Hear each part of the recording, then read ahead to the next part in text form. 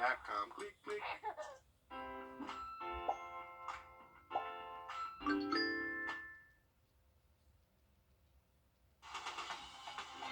Live from Augusta, you're watching News 12 at 6 o'clock.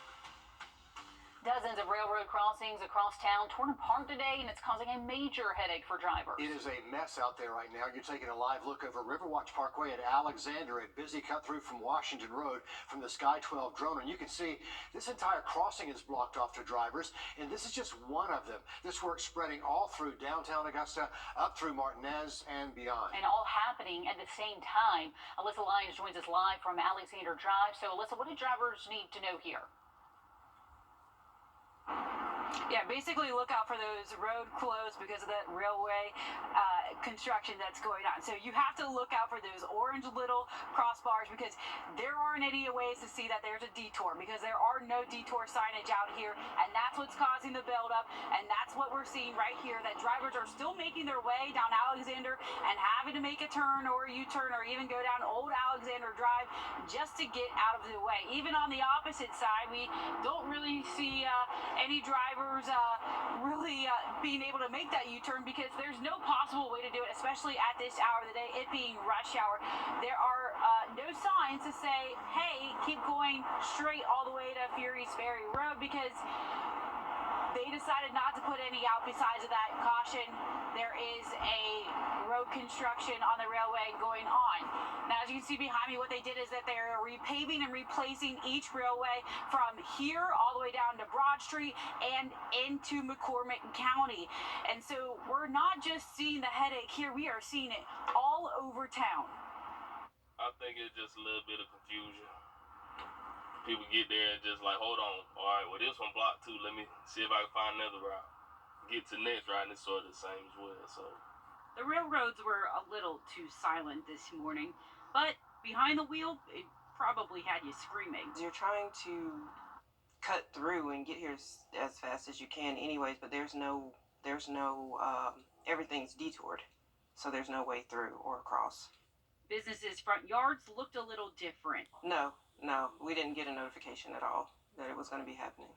And while there are plenty of road closed signs, detour, not so much, causing one to be the start of many. Jeff, that there wasn't a lot of signage. Is that something that you wish there probably would have made your trip better today? I mean, that would have been cool. It's just every turn I go down, it's like you're going to run into something.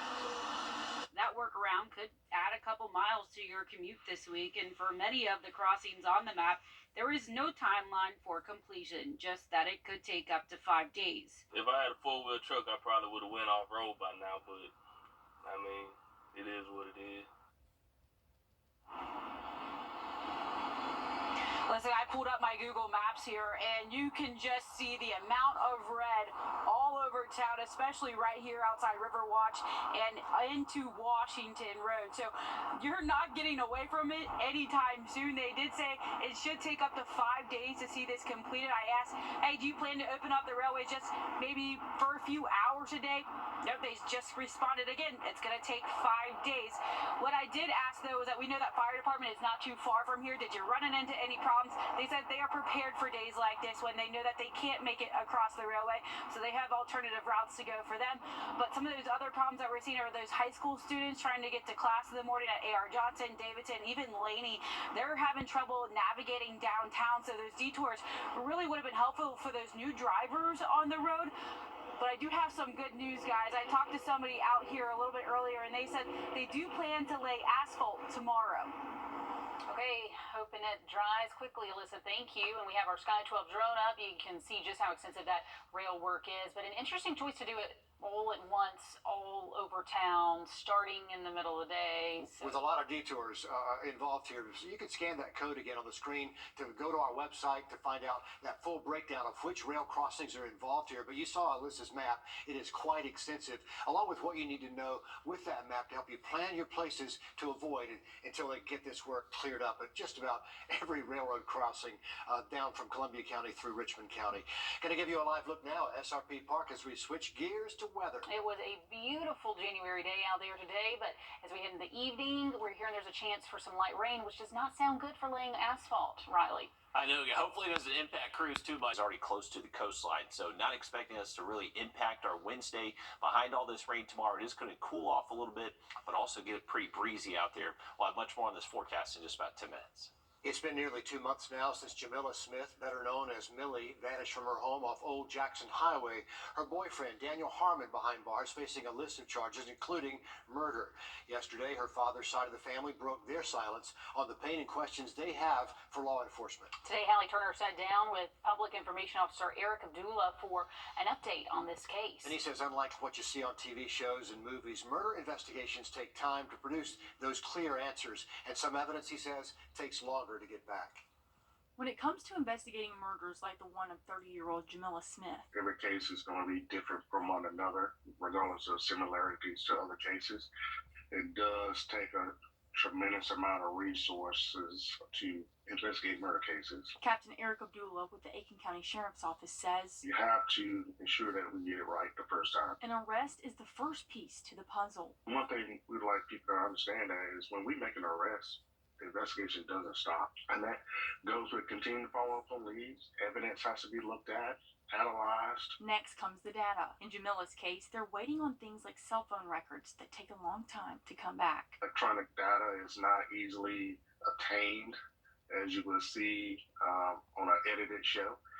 It takes a tremendous amount of time and resources to where you have to submit your affidavits for a probable cause of why you need this information, and have the circuit court judge sign up on it and submit it to those locations in order to get that information back. They don't just automatically turn around and give it to you. Oftentimes, it does produce answers, just not ones they can release right away. Can't release evidence. We can't just open up our investigative file and like, here you go. We have some sensitive information in there to include our timeline that we're building, analyzing electronic data, all the locations that we've searched and documentation from that. All those things are essential to building a case. Releasing that information prematurely could jeopardize the success for the prosecution in this case. In Aiken, Hallie Turner, on your side. Captain Abdullah says they encourage families like Jamila's to continue to speak out and tell their story and keep their loved one's name alive. Tonight we're hearing from family and friends for the first time remembering the life of 18-year-old Emily Heath. She died last week in a car crash on Green Pond Road in Aiken. The Silver Bluff senior was described as driven, passionate, and kind by those who knew her best. Emily always did everything right. Emily was set to finish high school in May, and now her family and friends are left mourning her loss. While she was in school, Emily worked a full-time internship, was in the biomedical science program at Aiken County's Career Technology Center, and her family says she was responsible in everything she did, school, job, and driving. As our Sydney Hood reports, Emily lived life to the fullest until the very end. When you think of Emily Heath, Emily meant the sun, moon, and stars. it's hard not to notice the sparkle she carries. Emily represented so much of the best of us. When I say the best of us, I mean the best of our family. Ask anyone in Emily's family, and they'll agree she really was the best. I don't know if she realized how much the whole family looked up to her, because she was somebody that we never worried about. Worry is nothing when you have confidence like Emily. She would see that things work out because she had this positive attitude, and therefore her confidence grew. Confidence is what made Emily Emily. She was very philanthropic, which is our philosophy here, is that we really give to the community and we really support local charities and women and scholarships, and she was a big part of that. She shined brightest when giving back to her community. When I talked to her about going off to college or doing something, nope, she wanted to go stay in Aiken. She planned on becoming a nurse, then getting married, and having her own family. Those were the things that mattered to her. She had life figured out. She just sparkled. We can all have a positive attitude and try to make an impact in the world in a positive way. And that's what she would have wanted to show other people. That's what she showed other people on a daily basis. She was her own walking angel. And an angel she will continue to be to so many. In Aiken, Sydney Hood, on your side. There is a scholarship in Emily's name in the works. It'll be for people in the Aiken County Career and Tech Center's Biomedical Sciences program looking to go into the nursing field. The goal is to carry on Emily's legacy because her dream was to become a nurse and stay local in Aiken. Also tonight, the future of the Augusta Rowing Club's boathouse is still up in the air. For more than 6 months now, the boathouse has been on the chopping block. Commissioners already approved looking into demolishing the structure for a new boathouse. During committee meetings today, there was some disagreement on if the boathouse could be saved and how much that might cost. Craig Allison live from our newsroom. So, Craig, you were there. Walk us through where the conversation sort of fell apart. Well, in the time since the riverfront spot last came to commissioners, the rowing club hired the same contractor initially hired by the city to look through the boathouse and assess the damage. The rowing club says it can be saved and the fix wouldn't be as expensive. City Central Services, however, is sticking by their original claim, saying the building is too far gone. From the rowing club's own assessment, they claim the damage of the mold is mainly in the kitchen and found in their basement space was able to be cleaned out. The rowing club says Central Services estimates were much higher than it would actually take to clear out. Central Services, however, says this problem has continued to grow throughout the walls in the building, and the fix could go into the millions to fix. The back and forth was especially heated when Commissioner Brandon Garrett called out Department Head Ron Lampkin. Don't try to say all the freaking walls have mold growing in them, because that you've misled us before, and I'm not going to let it happen again. Because when I went and took the tour out there, I was able to see. I've had a house that flooded. I know what has to take place when that happens. On News 12 at 11, we'll break down the full conversation and how leadership is possibly looking at saving the boathouse. Okay, sounds like the discussion is certainly not over, and we know you'll keep us posted. Piece of prime real estate, so it's a valuable piece of property. So Absolutely. we'll see which way that goes. Craig, thank you. Well, we are going to see our temperatures drop just a little bit tomorrow as things get a little bit breezy, but temperatures warming right back up as we close out the week. We'll have that full forecast next. We all likely know and love someone struggling with a mental illness, just like Alan Thibodeau. We all could be on the other end of a call, just like the one Alan's brothers got the night that he was arrested. And you say your name is Alan Thibodeau. They thought he was going to get help because a judge ordered it, but instead he starved to death in jail. Nothing excuses how he was treated. Nothing. When he finally got to the hospital, the doctors and nurses reported neglect, and if not for them, there would have never been an investigation. Don't want him hurting you guys. That's. I'm not worried about that. I don't want him dying. This is an important story to watch. It's difficult, though, because it's about mental illness and about how we treat people who are dying for help. You can watch our investigation right now on our website or our WRDW app.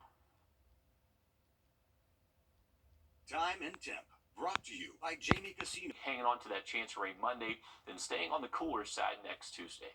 Thank you, Riley. The Payne College campus closed again today because of a COVID outbreak. The campus says the outbreak is small compared to the student body of just over 300 students.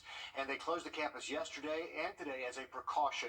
Students are required to get a test, and classes were held online today. No word on when the campus might reopen, if it'll be open tomorrow, but Payne College says operations will be back to normal shortly.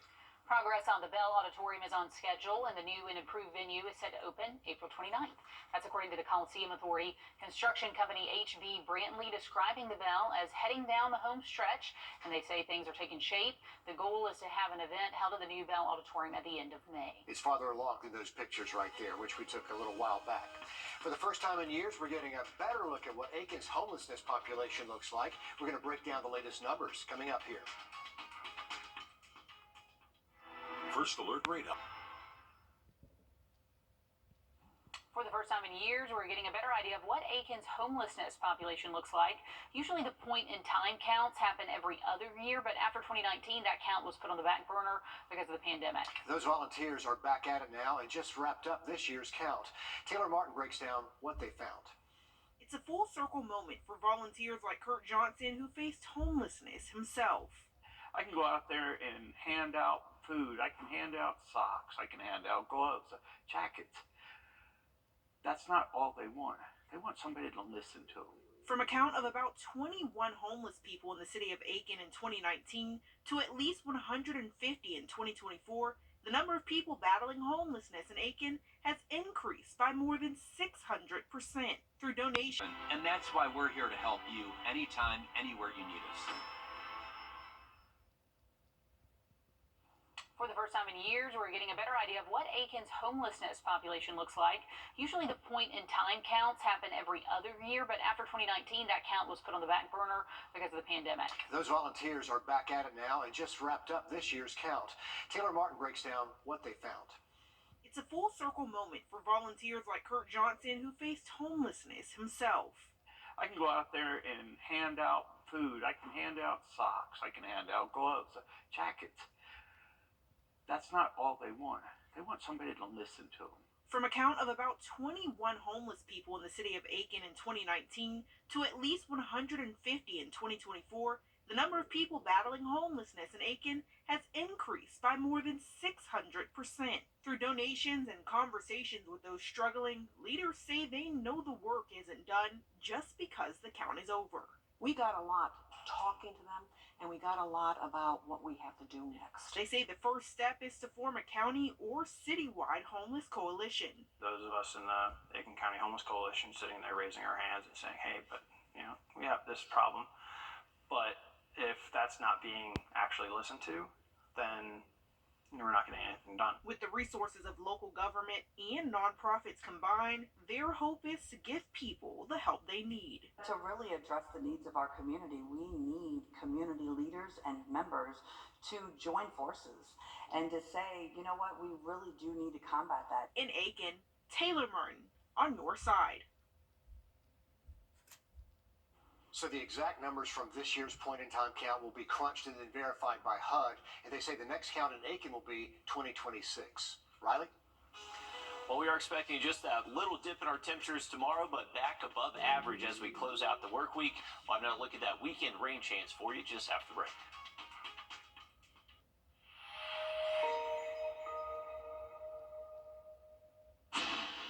Ruben Toyota. RideBaby.com. Click, click. We all know our communities aren't perfect, but reporting on problems is just half the story. It takes commitment and compassion for all of us to come together and work towards finding a solution. That's the part of my job at News 12 I love the most, when we can identify a problem, but then work together to find out how to fix it. We all want our kids to have a good education, access to health care, safe neighborhoods, so we can all grow together. Our communities are so diverse, but we all have that one thing in common. This is where we call home. All right, welcome back, folks. A beautiful look at sunset here, and we're just before 6:30, and we still have some light in the sky, so our days are definitely getting longer out there, and we actually do get back our 6 p.m. sunsets by this weekend. So Saturday, we'll start those 6 p.m. sunsets. By March 10th, we spring forward to get sunsets after 7, and then it's going to be April 17th, we actually do get back our 8 p.m. sunset. So days are getting longer, and you can definitely notice that with a little bit more light out there. Rain chances, remember, we're bringing back the chance for rain late tonight, and then again Sunday. The Sunday rain chances look much better for us. Here's a little bit different look at our two global models here. So the model on the left keeps that rain well south of us most of the day and kind of pushes in Sunday night, where the European model brings the rain in a little bit sooner. So the timing of the rain is still in question for the weekend, but it looks like that rain does look likely as we do close out the weekend. But over the next several days, nice weather Thursday, Friday, Saturday. Those highs will be back above average in the mid-60s. And once again, just going to have to watch those rain chances for the end of the weekend. Not too bad for this time of year, Riley. Thanks. That's going to wrap things up for News 12 at 6 o'clock. We'll see you again at 7. Then we're back here tonight at 11. We'll see you then.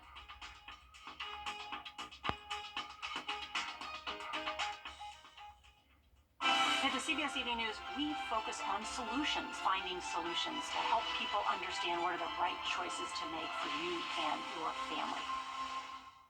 The BrandSmart Full Sale is say. At Batteries Plus, we bring power to your life.